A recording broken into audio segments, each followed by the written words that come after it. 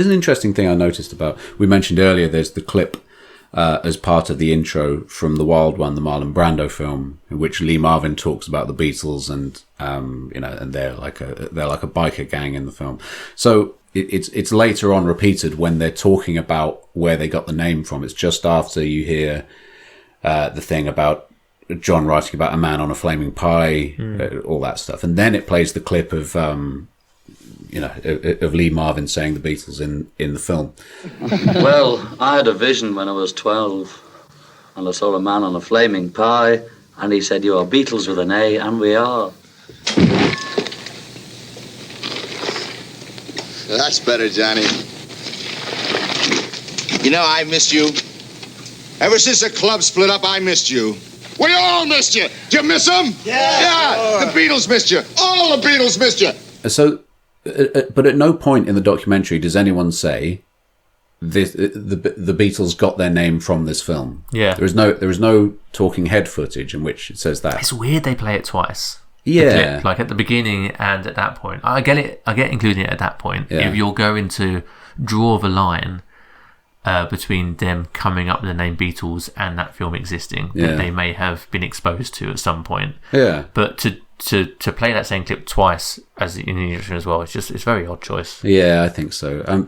But it seems to be in there to suggest that's where they got the name from. No one says it, but in the anthology book, George actually says, there was the Crickets who backed Buddy Holly, that similarity, but Stewart was really into Marlon Brando, and in the movie The Wild One, there's a scene where Lee Marvin says, "Johnny, we've been looking for you, the Beatles have missed you, all the Beatles have missed you." Maybe John and Stu were both thinking about it at the time, so we'll leave that one, we'll give it 50-50 to Sutcliffe Lennon. But when The Wild One came out in 1953, it was banned in the UK. So because of its depictions of sort of biker gang violence, it was sort of too shocking for British censors. It was banned in the UK until 1967. It was only screened for the first time in the UK in 1968. Stuart Sutcliffe died in 1962. I'm not going to go so far as to say it's impossible that he ever saw the film, but I think it's very, very... I can't imagine how he could have ever seen the film, or how John Lennon could have ever seen the film at that time.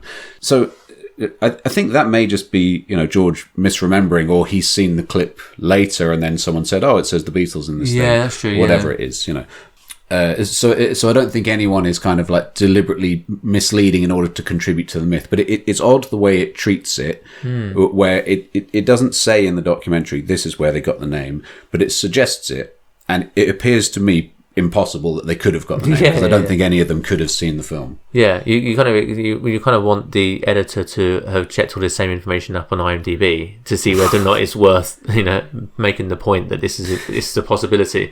Yeah, exactly. I also like this idea of George perhaps seeing that clip and just sort of wondering aloud. Well, I seem to remember Stu being a fan of Marlon Brando, so maybe he saw that and maybe that's where the name came from.